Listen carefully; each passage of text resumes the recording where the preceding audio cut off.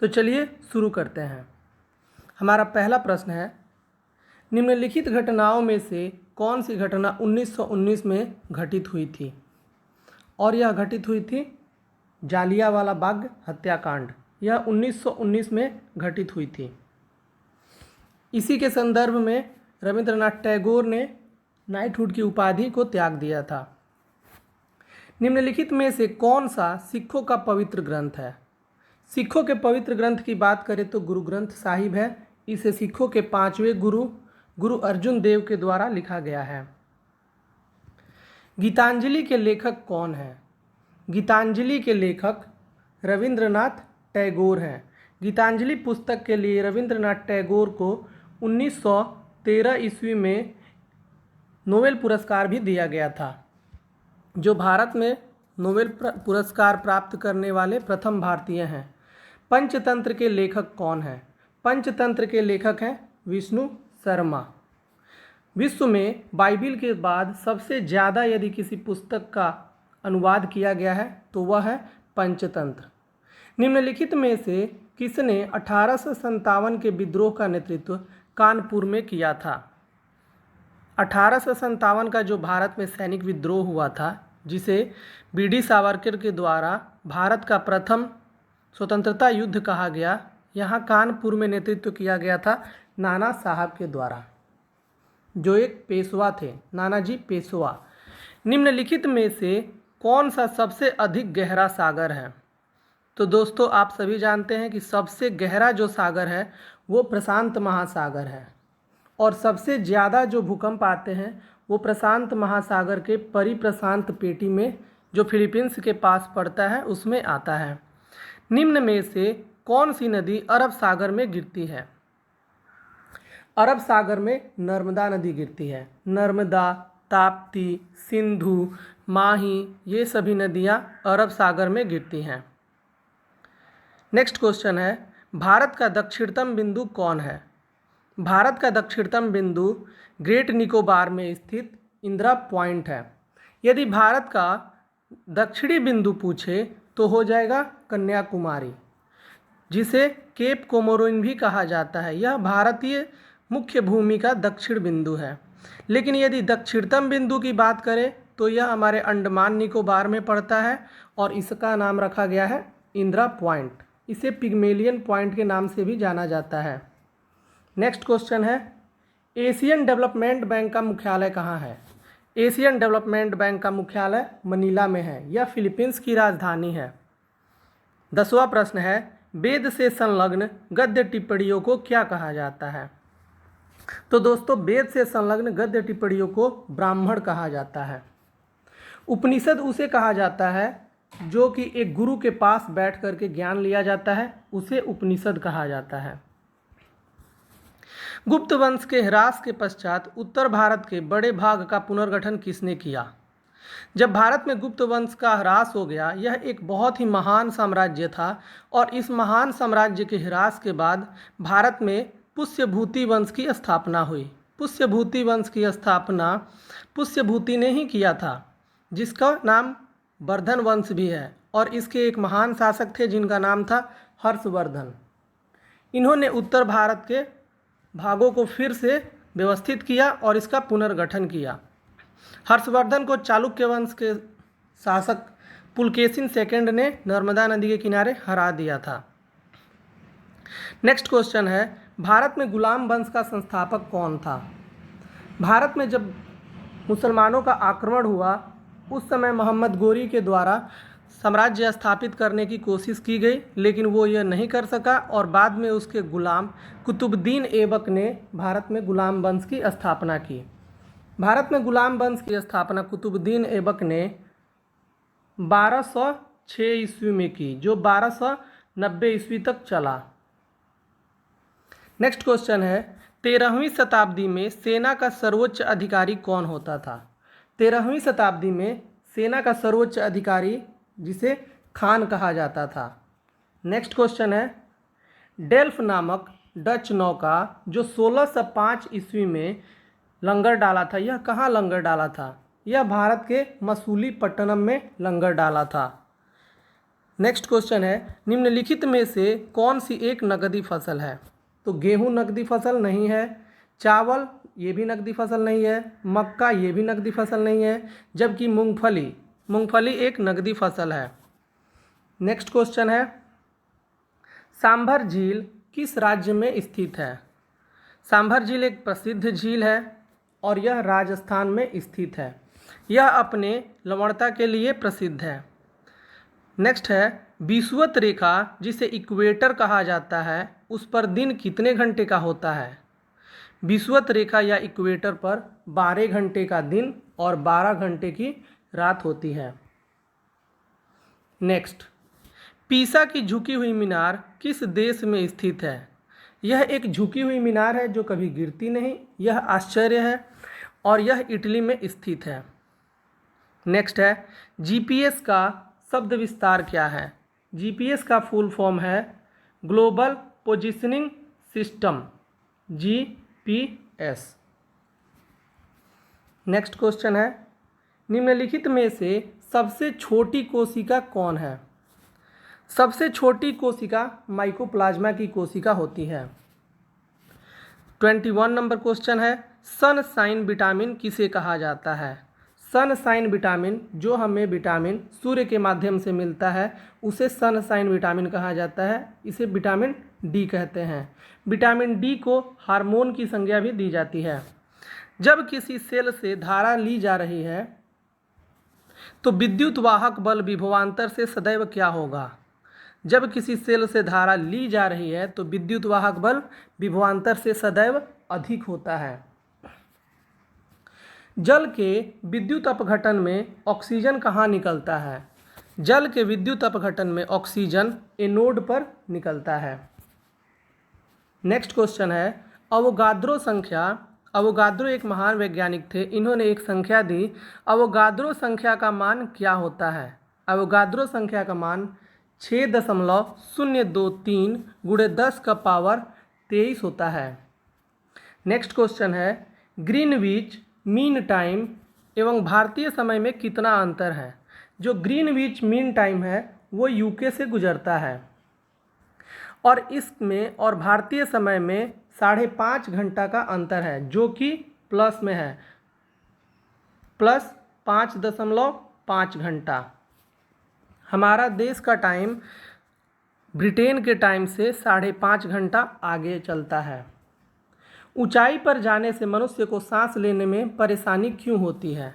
जब एक व्यक्ति ऊंचाई पर चला जाता है तो धीरे धीरे हवा का स्तर वहाँ कम होता जाता है, जिससे हवा का दबाव कम हो जाता है और हवा के दबाव कम होने से मनुष्य को सांस लेने में दिक्कत होती है, क्योंकि हवा का दबाव कम हो जाता है। 27वां प्रश्न है, निम्नलिखित में से रेल के डिब्बों का निर्माण कहाँ होता है? भारत में रेल के डिब्बों का निर्माण पेराम्बूर में किया जाता है। चितरंजन में, जो चितरंजन है, यहाँ पे इलेक्ट्रिक ट्रेन का निर्माण किया जाता है और डीजल इंजन का निर्माण वाराणसी में किया जाता है। 28वां प्रश्न है, 24 अक्टूबर को कौन सा दिवस मनाया जाता है? 24 अक्टूबर 1945 को यूएनओ की स्थापना की गई थी।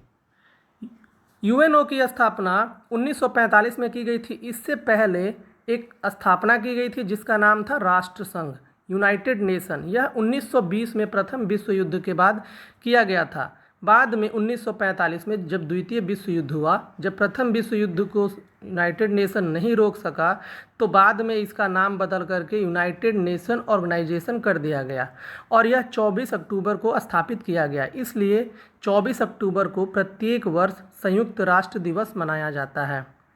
29वां प्रश्न है, जम्मू कश्मीर का कितना क्षेत्र पाकिस्तान के अवैध कब्जे में है? भारत का 78,218 वर्ग किलोमीटर क्षेत्र पाकिस्तान के अवैध कब्जे में है, जिसे पीओके कहा जाता है। मलेशिया की राष्ट्रीय मुद्रा क्या है? दोस्तों, मलेशिया की राष्ट्रीय मुद्रा ऑप्शन है क्यात, ये म्यांमार की मुद्रा है। डॉलर तो यूएस डॉलर हो गया यूएसए का, और ऑस्ट्रेलियन डॉलर हो गया ऑस्ट्रेलिया का, जबकि मलेशिया की मुद्रा है रिंगिट। नेक्स्ट क्वेश्चन है, भारत का बजट कहाँ प्रस्तुत होता है? भारत का बजट लोकसभा में प्रस्तुत किया जाता है। और इस बजट को कौन प्रस्तुत करता है, यह कमेंट बॉक्स में ज़रूर बताएं। नेक्स्ट क्वेश्चन है, पंचवर्षीय योजना के प्रारूप की रूपरेखा किसके द्वारा तैयार की जाती है? भारत में जो पंचवर्षीय योजना बनाई जाती थी, अब तो उसे बंद कर दिया गया। योजना आयोग को नीति आयोग के रूप में परिवर्तित कर दिया गया, जिसमें एनडीसी और योजना आयोग दोनों को मिक्स करके नीति आयोग 1 जनवरी 2015 को बना दिया गया। तो पंचवर्षीय योजना जो पहले आती थी उसको तैयार किया जाता था योजना आयोग के द्वारा। नेक्स्ट क्वेश्चन है, पंडित रविशंकर किस वाद्य यंत्र से संबंधित हैं? पंडित रविशंकर एक महान सितार वादक हैं। नेक्स्ट प्रश्न है, राज्य का राज्यपाल किसके प्रति उत्तरदायी होता है? राज्य में जो राज्यपाल होते हैं उसे राष्ट्रपति के द्वारा नियुक्त किया जाता है और एक राज्यपाल राष्ट्रपति के प्रसाद पर्यंत वह अपने सीट पर बना रहता है। नेक्स्ट क्वेश्चन है, पार्लियामेंट बजट अधीन व्ययों पर किसके माध्यम से नियंत्रण रखती है? जो संसद होती है जिसे पार्लियामेंट कहा जाता है, यह लोक लेखा समिति के माध्यम से नियंत्रण रखती है। नेक्स्ट क्वेश्चन है, शिक्षा और वन किस सूची के अंतर्गत आते हैं? शिक्षा और वन समवर्ती सूची के अंतर्गत आते हैं। राष्ट्रीय एकता परिषद की अध्यक्षता कौन करता है? राष्ट्रीय एकता परिषद की अध्यक्षता स्वयं प्रधानमंत्री करते हैं और प्रधानमंत्री ही जो योजना आयोग है उसके अध्यक्ष होते थे। और वर्तमान में जो योजना आयोग का नाम बदल दिया गया है, नीति आयोग कर दिया गया है। नीति आयोग के भी पदेन अध्यक्ष प्रधानमंत्री ही होते हैं। नेक्स्ट क्वेश्चन है, संविधान के किस अनुच्छेद के अंतर्गत भारत का राष्ट्रपति संघीय मंत्रिपरिषद की सलाह मानने के लिए बाध्य है? और यह अनुच्छेद है अनुच्छेद 74। अनुच्छेद 74 के तहत भारत का राष्ट्रपति संघीय मंत्रिपरिषद की सलाह मानने के लिए बाध्य है। नेक्स्ट प्रश्न है, भारतीय संविधान की किस धारा में सभी बच्चों को 14 वर्ष तक की उम्र तक मुफ्त और अनिवार्य प्राथमिक शिक्षा देने का प्रावधान है? और यह प्रावधान है अनुच्छेद 45 के द्वारा। अनुच्छेद 45 के द्वारा 14 वर्ष तक की उम्र तक मुफ्त और अनिवार्य शिक्षा देने का प्रावधान है। अगला प्रश्न है, भाषाई आधार पर राज्यों का पुनर्गठन किस वर्ष किया गया? जब भारत स्वतंत्र हुआ तो भाषाई आधार पर राज्यों की मांग उठने लगी, इसलिए 1956 में फजल अली नामक एक समिति बनाई गई जिसके अध्यक्ष स्वयं फजल अली थे। यह भाषाई आधार पर राज्यों का पुनर्गठन करने के लिए यह समिति बनाई गई थी और यह 1956 में पुनर्गठित हुआ। जबकि इसके पहले ही भाषाई आधार पर आंध्र प्रदेश को 1953 में गठित किया गया था, जो तमिलनाडु से तोड़ करके, जहां तमिलनाडु में कुछ तमिल बोलने वाले लोग थे और आंध्र प्रदेश जो अभी वर्तमान में राज्य है वहां तेलुगु बोलने वाले लोग थे, तो इन्हें अलग करके 2 राज्य बनाए गए।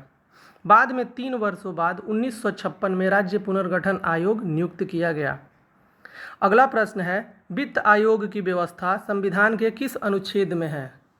भारतीय संविधान में वित्त आयोग की व्यवस्था है और यह अनुच्छेद 280 में की गई है। जबकि वित्तीय आपात का यदि प्रश्न पूछता है तो वह 360 में किया गया है। निम्नलिखित में से कौन एक मूल अधिकार नहीं है? संपत्ति का अधिकार, समता का अधिकार, विचार प्रकट करने का अधिकार, धार्मिक स्वतंत्रता का अधिकार। भारत में समता का अधिकार है, भारत में विचार प्रकट करने का अधिकार है, धार्मिक स्वतंत्रता का अधिकार है। जबकि भारत में संपत्ति का अधिकार भी था, लेकिन 44वें संविधान संशोधन 1978 के द्वारा संपत्ति के अधिकार को हटा करके इसे एक विधिक अधिकार बना दिया गया और इसे संविधान के 300A अनुच्छेद में रख दिया गया और यह एक वर्तमान में विधिक अधिकार है। अगला प्रश्न है, कवक और शैवाल के परस्पर संबंध से कौन सा नया पादप वर्ग बनता है? जब कवक और शैवाल के परस्पर संबंध होते हैं तो एक पौधा बनता है जिसे लाइकेन कहा जाता है। नेक्स्ट क्वेश्चन है, सरकार द्वारा कर्मचारियों को अतिरिक्त महंगाई भत्ता किस आधार पर दिया जाता है? किस आधार पर दिया जाता है? और यह कर्मचारियों को अतिरिक्त महंगाई भत्ता उपभोक्ता मूल्य सूचकांक के आधार पर दिया जाता है। नेक्स्ट क्वेश्चन है, भारतीय रिजर्व बैंक की मौद्रिक नीति के संबंध में प्रायः प्रयुक्त शब्द में LAF में L शब्द से क्या शब्द बनता है? जो L शब्द है LAF में, इससे L से लिक्विडिटी बनता है। नेक्स्ट क्वेश्चन है, निम्नलिखित में से किस समिति ने घरेलू उपभोक्ता अव्यय सर्वेक्षण में एकत्र आंकड़ों में मूल्य एवं मात्रा से पहली बार निहित मूल्य के प्रयोग का सुझाव दिया? निहित मूल्य का जो प्रयोग है, निहित मूल्य के प्रयोग का सुझाव सबसे पहले तेंदुलकर समिति के द्वारा दिया गया था। नेक्स्ट क्वेश्चन है, बांग्लादेश का राष्ट्रीय गान आमार सोनार बांग्ला, यह 1905 में स्वदेशी आंदोलन, जब भारत में लॉर्ड कर्जन ने 1905 में बंगाल को 2 भागों में विभाजित कर दिया था, तो उसके विरोध में आमार सोनार बांग्ला रविंद्रनाथ टैगोर के द्वारा लिखा गया था। यह बाद में बांग्लादेश का राष्ट्रीय गीत बन गया, राष्ट्रीय गान बन गया, और इसे लिखा गया है रविंद्रनाथ टैगोर के द्वारा। नेक्स्ट क्वेश्चन है, कनिष्क कुषाण वंश का कितने नंबर का राजा था? कनिष्क एक महान शासक था कुषाण वंश का। यह महायान संप्रदाय, जो कि बौद्ध धर्म का एक संप्रदाय है, महायान का शाखा का ये शासक था और संरक्षक था। यह कनिष्क कुषाण वंश का तीसरा शासक था। नेक्स्ट क्वेश्चन है, सेंसेक्स में तेजी प्रत्यक्ष रूप से किस स्थिति का परिचायक है? जब सेंसेक्स में तेजी होती है तो यह शेयर मूल्यों में वृद्धि करता है। 50वां और अंतिम प्रश्न है, भुवनेश्वर तथा पुरी के मंदिर किस शैली में निर्मित हैं? भुवनेश्वर तथा पुरी के मंदिर की शैली, जिससे देखकर ऐसा लगता है कि द्रविड़ शैली में है, परंतु यह नागर शैली में निर्मित है। और आपके लिए एक प्रश्न है, तबला का आविष्कार किसने किया? जिसका ऑप्शन है लाल खान, अमीर खुसरो, तानसेन, बैजू बावरा। ये चारों ऑप्शन आपके पास मौजूद हैं और आपको ये कमेंट बॉक्स में आंसर देना है कि तबला का आविष्कार